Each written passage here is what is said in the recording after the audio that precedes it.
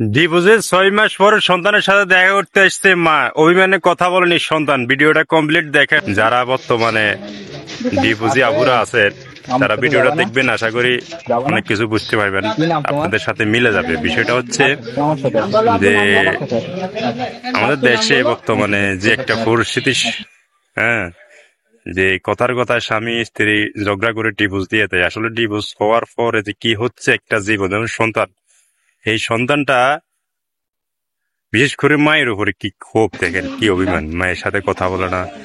হ্যাঁ, মাটা 2 বছর পরে কোনো খোঁজ খবর নেয়নি মনে হচ্ছে। নিশ্চয়ই এখানে মায়ের দোষ বেশি, যেহেতু প্রতিটা সন্তানে মায়ের প্রতি একটু আকর্ষণ বেশি। ছেলে বলেন মেয়ে বলেন, মায়ের প্রতি একটু ভালোবাসা বেশি তাদের, কিন্তু এখানে বিপরীত, উল্টা। ছেলেটা মাকে দেখে কেমন একটা মানে ক্ষিপ্ত, মায়ের প্রতি ছেলেটা কোন রকমই মানে সন্তুষ্ট না। হ্যাঁ, মায়ের মধ্যে সন্তোষ না, নিশ্চয়ই এখানে মায়ের দোষটা বেশি।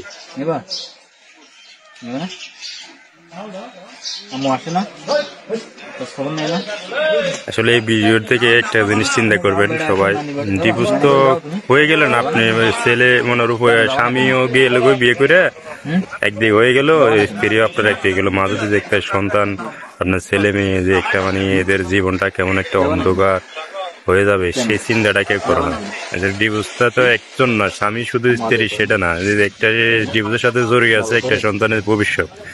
একটা ছেলে একটা মেয়ে যদি থাকে আপনার, সেই চিন্তাটা একটু মাথায় রাখতে হবে। বিষয়টা হচ্ছে এমন, ছেলেটা কি পরিমাণ অভিমান করছে দেখেন।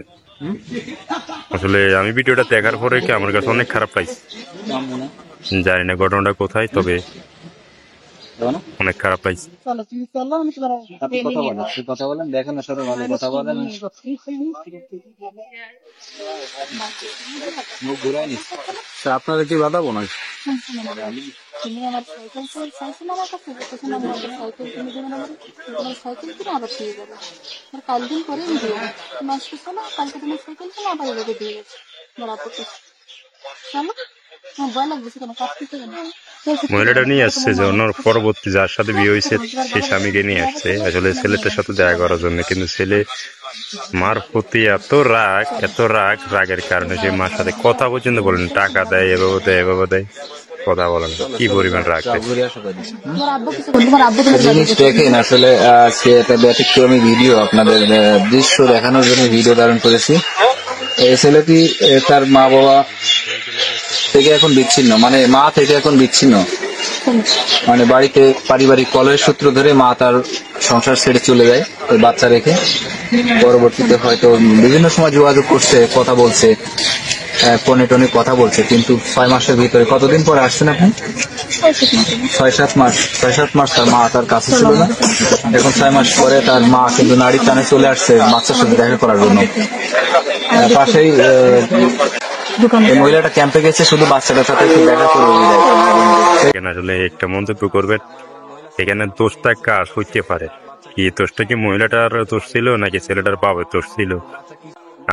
আমি আমার ব্যক্তিগত মতামত প্রকাশ করতেছি, ছেলের অভিমানের হিসাব করলে তাহলে মায়ের মানে মহিলাটার দোষ বেশি হইতে পারে। কেননা একটা সন্তান, ছেলে সন্তান হোক আর মেয়ে সন্তান হোক, সবাই চায় যে মায়ের প্রতি তাদের ভালোবাসাটা একটু বেশি, বাবার প্রতি একটু কম থাকে। কিন্তু এখানে সেটা উল্টা, ছেলেটা মায়ের প্রতি ভালোবাসা কম, বাপের প্রতি ভালোবাসা, সেই জন্য মায়ের প্রতি একটা ঘৃণাটা বেশি ছেলেটার থেকে। ভিডিওটা ভালো লাগলে সবাই শেয়ার করবেন।